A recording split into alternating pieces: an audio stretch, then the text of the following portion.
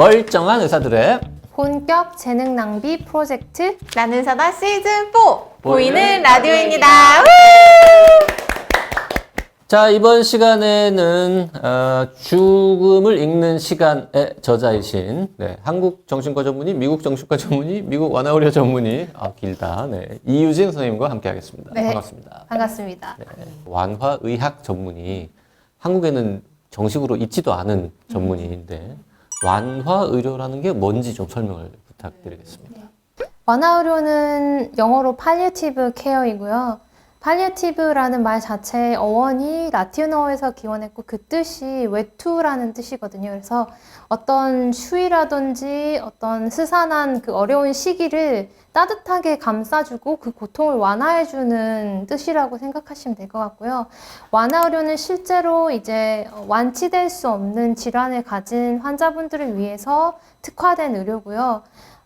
일단은 생명을 연장하는 치료와 그러니까 완치를 목적으로 하는 치료와 동시에 같이 제공될 수 있는 저희가 이제 extra layer of support 이렇게 얘기하거든요. 그러니까 기존의 암 치료와 동반해서 가족과 환자분들을 위해서 제공해 주는 거라고 생각하시면 되셔서 완화의료 서비스가 시작되었다고 해서 병을 치료하는 어떤 다른 그 술기들이 이제 시행되지 않는다거나 그렇게 생각하지 않으셔도 되고, 사실 이제 완화의료의 목적은 신체적인 고통 이외에도 정신적인 고통, 어떤 영적인 고통들도 함께 완화해주고 가족들의 고충도 같이 돌봄을 제공하기 위해서 시작되는 거고요. 이제 완화의료를 시작하고 이제 시간이 지난 다음에 환자분들 상태가 좀 많이 진행되셔서 남아있는 삶이 한 6개월 이내라고 예상될 때는 본격적으로 호스피스가 진행되는 거고요. 호스피스가 시작되면 이제 어떤 생명 연장을 위한 치료보다는 삶의 질을 우선시하는 돌봄이 제공됩니다. 남은 시간이 얼마 남지 않을수록 더 소중한 기간이니까 그 짧은 기간 동안 가장 높은 삶의 질로 고통 없이 편안하게 보낼 수 있으면 굉장히 좋을 텐데, 구체적으로 그럼 완화의료 전문가들은 이제 말기 환자들한테 어떤 케어를 제공합니까? 말씀하신 대로 삶의 질을 중점으로 하는 돌봄을 제공하는데요.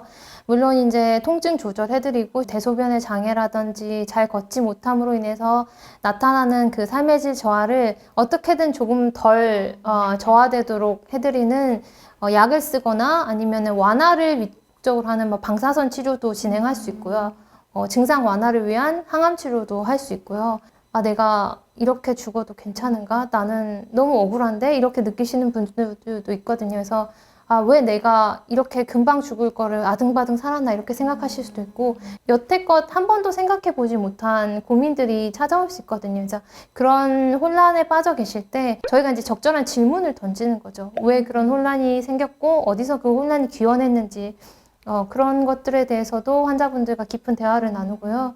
그다음에 이제 가족분들도 이제 사랑하는 가족이 삶의 마지막을 앞두고 괴로워하시는 것을 지켜보는 게 굉장히 어려운 일이잖아요. 그래서 가족분들이 환자분들한테 어떻게 대해주는 게 모두를 위해서 좋은지. 그래서 결국에는 그 환자분의 삶의 마지막을 잘 정리할 수 있도록 돕는 것도 돕는 거지만, 사실 계속 살아가야 하는 환자분의 가족들, 사랑하는 사람들, 남겨진 사람들을 위해서도 필요한 학문이라고 생각합니다. 그렇네요. 네. 돌아가시는 분들을 편안하게 보내드리는 동시에 남는 분들의 트라우마를 최소화하는. 흔히 이제 완화의료라는 용어도 쓰고 호스피스라는 말도 같이 쓰셨는데, 완전히 똑같은 거예요? 아니면 조금 다른 겁니까? 되게 중요한 질문인데요. 완화의료 속에 호스피스가 포함된다고 생각하시면 돼요. 완화의료가 더 큰 개념이군요. 그렇습니다. 네. 그래서 완화의료가 먼저 제공되고 어떤 특정한 시점이 되면 그때 가서 호스피스가 시작되기 때문에 완화의료는 그 호스피스까지 다 껴안는 개념이라고 보시면 됩니다. 네. 그러니까 호스피스 이전의 완화의료에서는 조금 더 적극적인 치료, 아까 방사선 치료나 항암 치료까지도 할 수 있다. 필요하면 수술 같은 것도 할 수 있는 거고. 네. 하지만 이제 호스피스 단계가 가면은 그런 건 좀 거의 안 하고 이제 통증 조절 이쪽으로 가는 거죠. 맞습니다. 자, 다른 선진국 국민들에 비해서 우리나라 국민들이 가장 혜택을 못 보는, 가장 접근을 못하는 약이 한 2개 있어요. 하나가 몰핀, 마약성 진통제. 하나가 항우울제. 통계를 보면 놀라울 정도로 적습니다. 우리나라는 이제 뭐 정신과에 가는 거 아직도 문턱이 높고 뭐 환자나 가족분들도 아유, 마약에 중독되면 어떡해요 이러고는. 근데 지금 듣다 보니까 저분은 정신과 의사이면서 완화의료 전문의이고 지금 미국에서 일하잖아요. 이런 문제에 대해서 정말 누구보다 잘 아시는 분일 것 같은데 뭐 한국 상황도 아실 거 아닙니까? 얼마나 우리 진통제 적게 쓰고 항우울제도 적게 쓰는지. 진짜 미국은 막 그렇게 때려 붓습니까? 아, 맞습니다, 그냥. 예.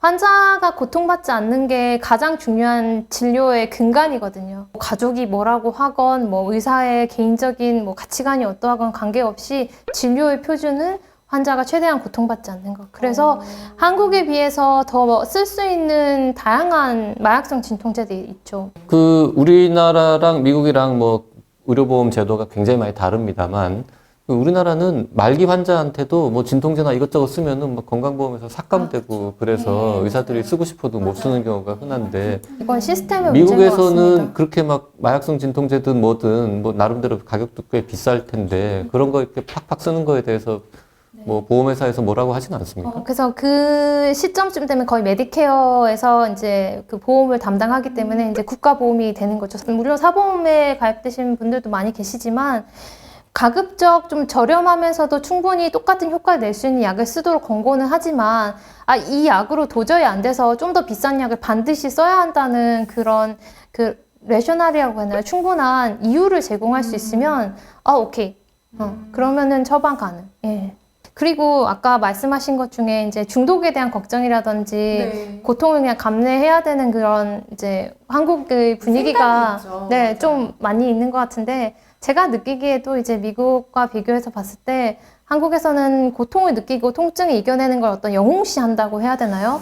이게 좀 더 용감한 사람, 대단한 사람, 뭐 약 더 달라고 하면 저것도 못 참아? 뭐 이런 정도로 특히 남자들 잘 참는 게 남자다운 거 이런 이상한 생각들을 하시고 고통을 참는 분들이 있어요. 제가 옛날에 수련 받을 때는 뭐 대기업 임원진 분들이 암 진단 받으면 그렇게 자랑스러워 하셨다는 말씀을 하시더라고요. 그러니까 내가 이만큼 열심히 살았다는 증거 같이. 진짜요? 그러니까 한국은 어떤 고통을 받고 고통을 이겨내는 시간들을 뭔가 이 사람의 성숙을 위해서나 이 사람의 어떤 됨됨이를 위해서 감내해야 되는 시간? 근데 이제 미국이나 유럽은 인간이 고통을 받는 게 왜 당연하냐. 죽음의 고통도 완화할 수 있으면은 적절하게 완화를 받아야 된다. 그래서 그런 논의가 저는 한국에서도 좀 되어져야 한다고 믿거든요. 그래서 뭐 우리가 그런 뭐 고통을 잘 감내하는 그런 사회적인 분위기 때문에 이만큼 성장하고 성공한 것일 수도 있지만 이제는 꼭 그렇게 살지 않아도 되지 않나 그런 조금 생각을 하게 된 적이 있습니다. 그 호스피스 완화약 이런 거 하시다 보면 그 혹시 이제 마지막 순간에 너무 고통스럽고 그래서 조금 빨리 나는 편하게 가고 싶다 뭐 이렇게 생각하시는 분들도 만날 것 같은데 캘리포니아는 어느 정도는 허용돼 있잖아요. 거기 제도는 어떻게 돼 있습니까 지금? Death with Dignity 존엄사 존엄사법이 이제 미국 오레곤주에서 1997년부터 시행되기 시작했고 이제 점차 많은 미국의 주로 확장되면서 제가 살고 있는 캘리포니아 주도 합법화된 지가 이제 몇 년이 됐고 자리를 잡은 상태이고요. 그래서 존엄사법은 말씀드리면 치유될 수 없는 질병을 가지고 있고 그 질병으로 인해서 사망할 것이 6개월 이내로 사망할 것이 확실한 환자분들을 위해서 의사가 인위적으로 죽음을 앞당길 수 있는 먹는 약을 처방하는 것이 합법화되어 있다는 것이거든요. 근데 뉴욕주 같은 데서는 아직 불법이에요. 어쨌든 캘리포니아에서 합법화된 존엄사법은 이제 환자분들이 그러면 나 약 받겠다, 약 주세요 하고 나서 한 번 더, 15일 뒤에 한 번 더 의사를 다시 한번 확인합니다. 이제 생각해보고 혹시나 마음이 바뀔 수도 있으니까요. 그래서 이제 뭐 루게릭병이나 파킨슨병이 심해져서 스스로 이렇게 약을 입으로 가져가거나 삼킴 장애가 있어서 스스로 삼키지 못하는 분들은 존엄사법을 혜택을 받으실 수가 없고요.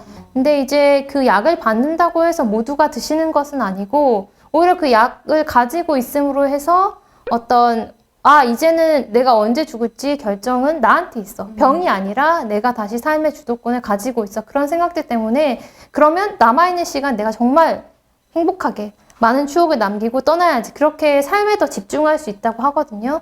그런 좀 어떻게 보면 장점? 좀 이제 저는 이게 혹시나 악용되거나 생명 경시의 분위기가 되진 않을까 그런 걱정도 있지만 어쨌든 우리나라에서도 논의가 되어야 된다라고는 생각하고 있습니다. 계속 숨기고 감추고 억누를 것만은 아니라는 거죠. 가족들이 반대하면 어떻게 됩니까? 본인은 원하는데? 본인이 가족들에게 굳이 알리지 않고 약을 받는 경우도 있고 그렇게 삶을 끝내는 경우도 많이 있고요. 그게 전혀 이상하지 않은 게 미국이거든요. 그러니까 미국은 환자 위주의 의료 시스템이지 그러니까 혹시 가족이 알고 처방하지 말아주세요라고 해도 환자가 원하면 받을 수는 있군요. 그 환자의 그 멘탈리티, 그 정신 상태가 이성적이고 충분히 본인답다는 판단이 있으면 가족은 제3자라는 거죠. 환자 당사자의 의견이 가장 중요하다는 거죠. 그러면 환자가 그 결정을 하기에 적합한 상태인지도 확인을 판단을 하시겠네요. 하죠. 그렇죠. 혹시 그 약을 이제 보통 사람 누가 먹어도 사실 죽을 거 아닙니까? 그럼 그게 어떻게 진짜로 어디 흘러가가지고 범죄에 뭐 활용되거나 이럴 걱정은 안 합니다. 그러게 관리는 어떻게 되고 있나요? 네, 그래서 저는 이런 존엄사가 시행되기 전에 먼저 구축되어야 될 게 신뢰 사회, 그 서로를 신뢰하는 사회적인 시스템이 먼저 있어야 된다고 생각하고요. 그래서 관리가 잘 될 수 있도록 저희가 미리 교육을 하죠. 약을 받을 때. 그래서 딱 정해진 약국에서만 약을 제공하도록 하고 이제 약을 받으면은 좀 비밀스럽게 금고 속에 감춰 놓도록 하고요. 그런 걱정들을 하기는 하는군요. 네. 자, 우리나라도 뭐 존엄사법이라는 게 사실 있긴 있지만 좀 다른 것 미국의 같아요. 존엄사법이라는 완전 다르죠. 내용은 좀 다른 편이고요. 사실 뭐 미국처럼 이렇게 죽음을 앞당기는 약을 처방하는 게 허용될 가능성은 아직은 아주 높지 낮죠. 않아 예, 보이고요. 예. 하지만 이제 호스피스라도 좀 잘 세팅이 되면 좋겠는데 너무 적잖아요, 일단. 네. 호스피스를 좀 어떤 식으로 우리 사회가 확충해야 되는지 좀 설명을 해주시죠. 그 미국은 뭐 영리를 목적으로 하든 비영리든 그런 여러 가지 기관들이 있어서 본인이 원하는 그냥 쇼핑하듯이 내가 이 호스피스 기관에서 서비스를 받겠어라고 환자가 선택할 수 있단 말이죠. 근데 우리나라는 이제 정부가 다 그 서비스를 관할하고 있기 때문에 일단 인력도 너무 부족할 것이고 뭐 환자가 선택할 수 있는 것도 별로 없을 것이고 좀 일관된 서비스만 받을 수 있을 것이고 그런 좀 다양성이 좀 떨어지고 우리는 국가보험이기 때문에 좀 여러 가지 챌린지가 있는데 또 우리나라만의 방식으로 어떻게 보면 또 해나갈 수 있는 길을 또 찾을 수 있을 거라고 생각합니다. 근데 시간이 걸리겠죠. 호스피스가 이제 좀 복잡한데 뭐 제가형 그래가지고 주로 이제 집에 계신 환자분들한테 가서 케어를 제공하는 형태도 있고 그 다음에 이제 병원처럼 아예 이제 호스피스 뭐라 그럴까요? 호스피스 전문 병원 같은 게 따로 있기도 하고 아니면 이제 일반 병원에 뭐 일부 한 층만 있기도 하고 한데 미국은 어느 게 제일 흔해요? 미국은 가정 호스피스가 가장 흔한 방식이고요. 그 다음에 말씀하신 대로 입원한 상태에서 호스피스 도저히 퇴원할 만큼의 상태가 안 되시고 너무나 몸이 약해지셔서 가는 도중에 돌아가실 수도 있거나 아니면은 병원의 장비를 꼭 써야 되는 뭐 고압산소라든지 뭐 그런 경우에는 이제 병원에서 호스피스 케어를 받으시고 내가 자주 이용하던 시설에서 나는 죽고 싶다. 그러면 호스피스 서비스를 그쪽으로 가져가는 거죠. 그러니까 호스피스는 어떤 시설이 아니라 장소가 아니라 서비스거든요. 그러니까 무형의 서비스이기 때문에 환자분이 계신 곳이면 어디든지 제공될 수 있어야 되는 거기 때문에 심지어 길 위에서도 호스피스 서비스를 제공하기도 하거든요. 그 또 한 가지 좋은 거는 가족분들이 쉬실 수 있는 시간을 또 서비스를 드려야 하는데 한번 이제 등록을 하면요. 그 6개월 사이에 5일 정도를 총 5일 정도를 환자분을 어떤 병원이나 시설로 옮겨서 대신 돌봐주고 가족분들이 휴식을 좀 취하시도록 그런 서비스도 있고 또 집으로 간호사가 가서 24시간 좀 인텐스하게 좀 계속 케어를 집중적으로 해주는 경우도 있고 그러니까 좀 더 다양화되어 있다고 하나요? 전화 위급할 때 전화도 할 수 있잖아요. 24시간 언제든지 그거는 그것도 기본입니다. 참 좋은 서비스인데 네, 우리는 네. 그런 게 잘 꼭 필요하죠. 없어요. 네. 얘기를 듣고 보니까 우리나라는 진짜 아무것도 없는 상태인 것 같은 느낌이네요. 뭐 서류상으로는 존재하는데 잘 없죠. 네, 이번 시간에는 죽음을 읽는 시간의 저자 이유진 선생님 모시고 호스피스 한국과 미국 상황에 대해서 좀 공부해봤습니다. 감사합니다. 감사합니다.